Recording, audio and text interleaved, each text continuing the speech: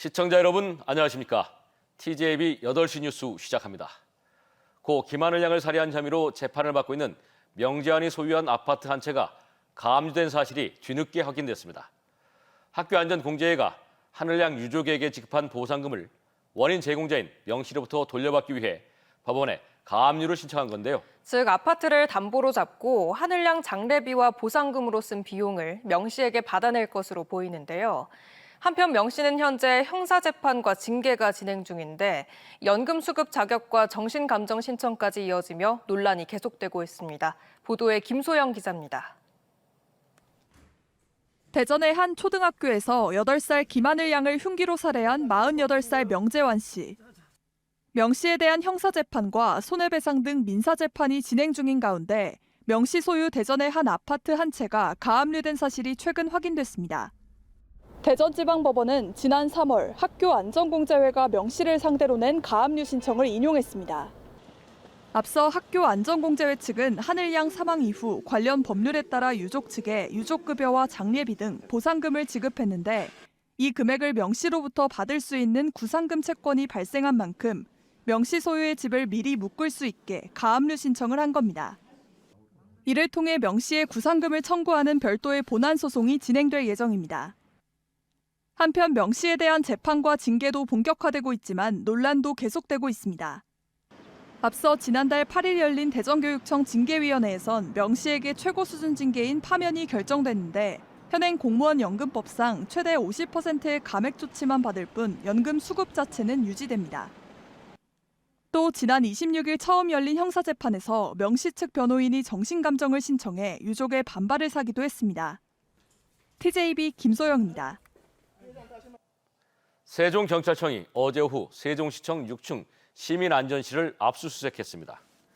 압수수색은 지난 2019년 세종시 시민안전실이 3억 원대 재난 관련 장비의 공개 입찰 과정에서 물품 가격을 높게 책정하는 방식으로 시 재정에 손해를 끼쳤다는 고발장이 접수돼 진행된 것으로 전해졌습니다. 세종시는 요청 자료를 경찰에 이미 제출했지만 일부 자료가 누락됐다는 고발인 주장에 따라 원본을 확보하기 위해 압수수색이 진행됐다고 설명했습니다. 세종 지역 환경단체들이 금강수목원의 민간 매각을 반대하고 나섰습니다. 환경단체들은 세종시가 시민과 시의회 의견 수렴 없이 금강수목원 부지를 민간 기업에 팔아 여가와 문화복합공간을 조성하려 한다며 세종시 또는 산림청으로 이관해 시민의 휴식처로 활용하라고 주장했습니다. 269만 제곱미터 넓이의 금강수목원은 휴양림과 충남 산림자원연구소가 입주한 전국에서 두 번째로 큰 규모로 세종시 금남면에 있지만 충청남도가 소유권을 가지고 있었습니다. 이어 지난해 충청남도가 충남산림자원연구소를 청양으로 이전하기로 하면서 부지 활용 방안을 두고 갑론을박이 이어지고 있습니다. 세 차례에 걸친 대선 후보 토론회가 어제 막을 내렸습니다. 깊이 있고 성숙한 토론을 기대했지만 결국 서로 헐뜯고 인신공격만 하는 모습을 보여줬습니다. 이러다 보니 세 차례 토론에서 정책을 제대로 제시하지 못했고 특히 지역 발전 문제는 거의 거론되지 않아 일부러 피하는 건지 아니면 관심이 부족한 건지 아쉬움만 남겼습니다. 이재군 기자가 지난 토론을 돌아봤습니다. 세 차례 대선 후보 토론에서 충청 이슈는 단 한 차례도 없었습니다. 행정수도나 균형발전, 공공기관 이전에 대해 상대 공약의 허점을 파고들 법도 했지만 애써 피하는 모습입니다. 대신 원자력과 재생에너지 공방이 3번 중 2번이나 이어졌는데 안전성과 비용 논란입니다. 우리나라 원전의 시공 능력은 세계 최고 수준 아닙니까? 그래서 저는 이재명 후보께서 앞으로 정책을 하시더라도 반드시 현장을 가봐야 된다. 원자력이 위험하다고 하려면 원자력 발전소로 가보든지 원자력 연구소도 대전에 가실 때 한번 들러보세요. 대한민국 원전이 위험하다, 더 불안하다라고 말한 바가 없어요. 그렇게 주장하지 않아요. 원전의 일반적인 위험성을 얘기하는 거죠. 또 원전이란 지금 당장은 싼 게 맞지만 폐기물 처리 비용이나 또 위험을 비용으로 환산했을 때 그걸 계산하면 엄청나게 비싼 에너지일 수도 있어요. 이재명 후보는 풍력, 태양광 같은 재생에너지 확대를, 김문수 후보는 원자력 비중을 60%까지 늘리겠다고 밝혔습니다. 전체적인 에너지의 흐름은 이제 화석연료에서 재생에너지로 넘어가고 있습니다. 우리나라도 재생에너지 산업으로 전환을 해야 됩니다. 그런데 이 직전 정부가 이 재생에너지 산업을 탄압하는 바람에 사실 우리나라의 재생에너지 산업은 매우 위축됐습니다. 이 폭염으로 에어컨 사용이 늘어나고 AI 사용으로 전기가 많이 필요한데 이럴 때 값싸고 안정적이고 깨끗한 원자력 발전이 많이 준비하는 것이 국가 에너지 전략의 핵심이라고 생각합니다. 두 사람 모두 탈석탄에는 입장이 비슷해 전국에서 절반이 몰려있는 충남 서해안 화력발전소 폐쇄가 앞당겨질 수 있고 소형 원전인 SMR 육성도 동의해 당진 태안 SMR 건설이 논의될 수 있습니다. 특히 이재명 후보는 전기를 생산하는 지역에선 전기요금을 싸게 해야 하지 않냐고 밝혀 발전소가 밀집한 충남 서해안이 차등 요금제 혜택을 받을지 주목됩니다. 이주 노동자에 대한 차등 임금제도 도마 위에 올라 지역 소상공인과 농촌의 관심을 모았습니다. 고용 및 직업상의 차별에 관한 ILO 협약에서도 출신국에 따른 차별을 엄격히 금지하고 있습니다. 지금 공약은 명백한 법 위반일 뿐만 아니라 국제협약 위반입니다. ILO 협약 111조를 얘기하시는 것 같은데요. 네. 캐나다 같은 경우에도 1964년도에 이것을 비준한 뒤에 TFWP 프로그램 등을 통해 가지고 외국 노동자에 대해서는 규정을 완화한 사례가 있고요. 현재 OECD 국가 중에도 외국인이라고 최저임금을 다르게 적용한 나라가 있습니까? 최저임금 제도가 없는 나라도 있습니다. 최저임금을 세 차례 토론을 지켜본 지역 유권자들은 후보들이 서로 비방하는 데 집중하다 보니 정책 공방이 부족했다고 평가합니다. 특히 지역 관련 이슈가 거의 다뤄지지 않았다는 점은 더욱 큰 아쉬움으로 남습니다. TJB 이재곤입니다.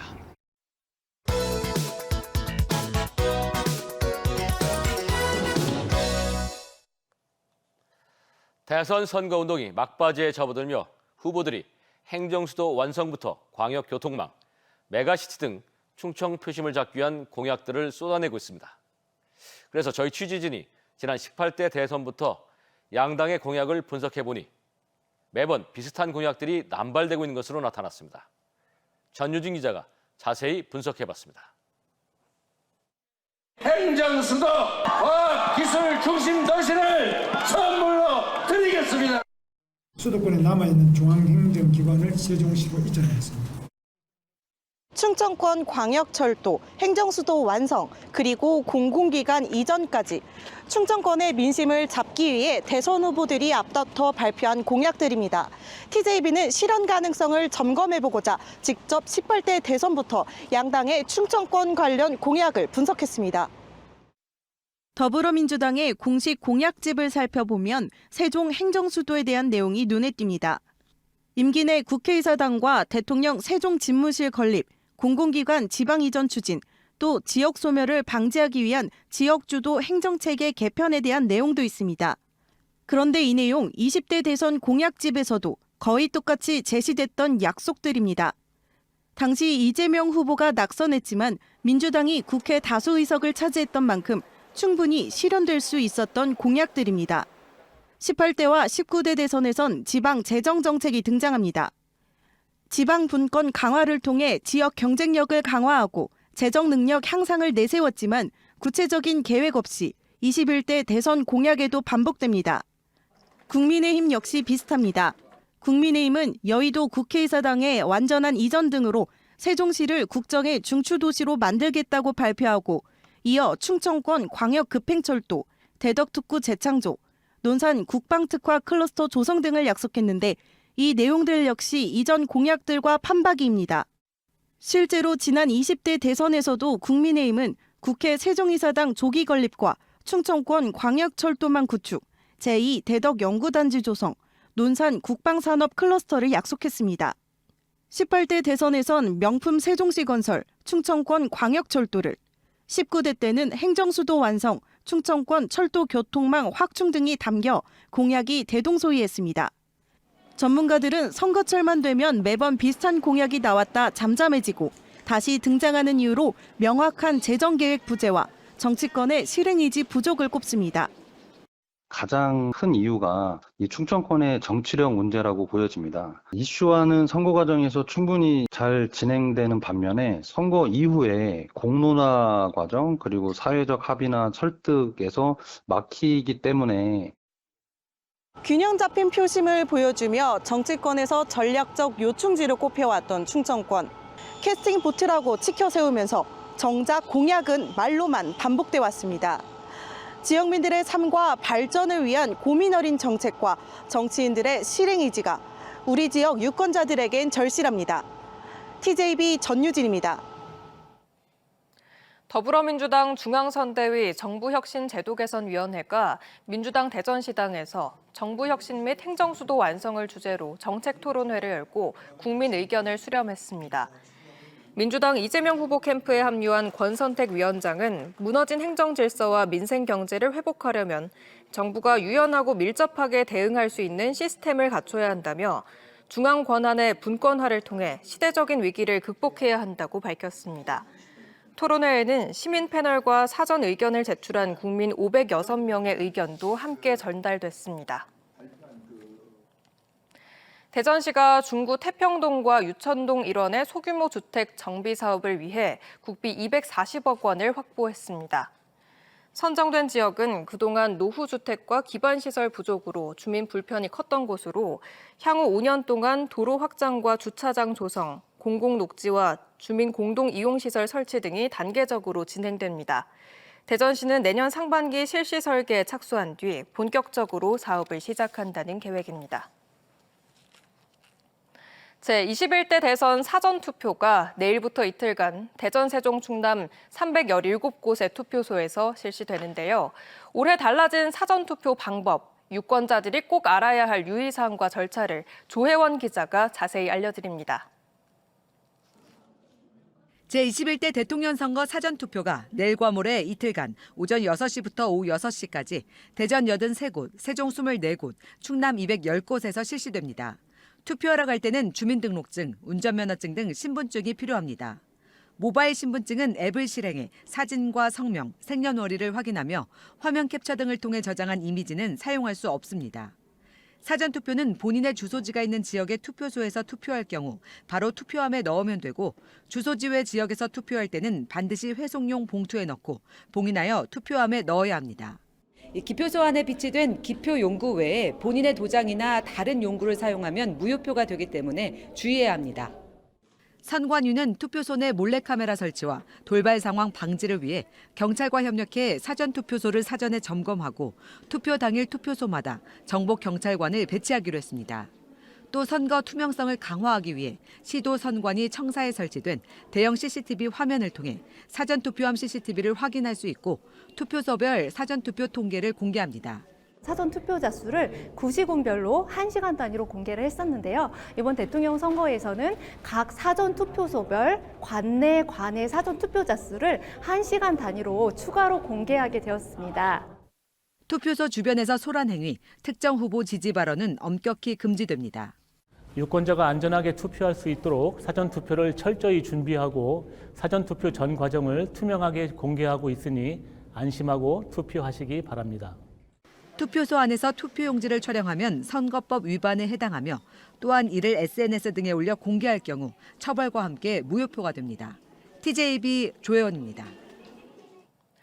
오늘 골프존 조이마루에서 2025 장애인 골프 대축제가 열린 가운데 본선에 진출한 60명의 선수가 스크린 골프 대회에서 치열한 경합을 벌였습니다.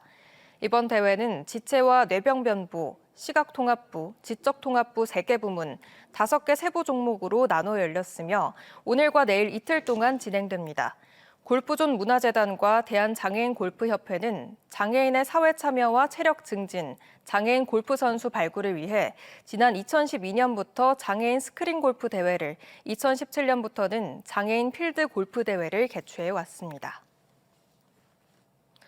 충남도가 인도네시아 자카르타에서 열린 수출 상담회를 통해 815만 달러 규모의 제품 수출 양해각서를 체결했습니다. 이번 상담회에는 도내 식품과 산업재, 전자기기 등의 분야에서 26곳이 참여해 220건, 2,600만 달러 상당의 상담을 진행해 모두 18건, $815만 달러의 수출 MOU 체결 성과를 올렸습니다. 김태흠 충남지사도 현장을 찾아 도지사가 품질을 보증한다며 바이어들에게 충남 제품을 직접 홍보했습니다. 충남도가 동남아 최대 경제도시이자 인도네시아의 수도인 자카르타와 자매 도시로의 협력을 시작했습니다. 김태흠 충남도지사는 자카르타 주청에서 프라모노 주지사와 협력 의향서를 체결하고 정책과 문화, 산업, 청소년 분야까지 교류를 확대하기로 했습니다. 충남도는 이번 협력을 계기로 도내 기업의 동남아 시장 진출에 새로운 활로가 열릴 것으로 기대하고 있습니다.